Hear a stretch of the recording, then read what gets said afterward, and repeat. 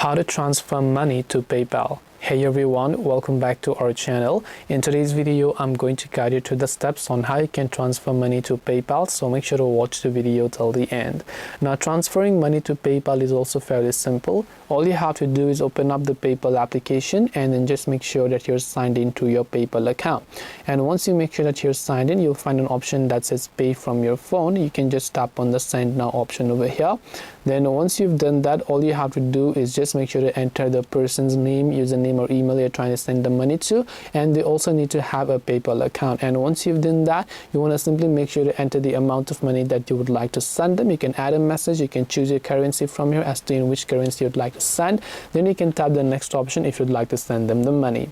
This way you can just go ahead and then basically send and transfer money to PayPal. Hope this video was very helpful. If you have got any questions, feel free to also leave them down below. Thank you very much for watching till the end of this tutorial, and see you soon in our next video.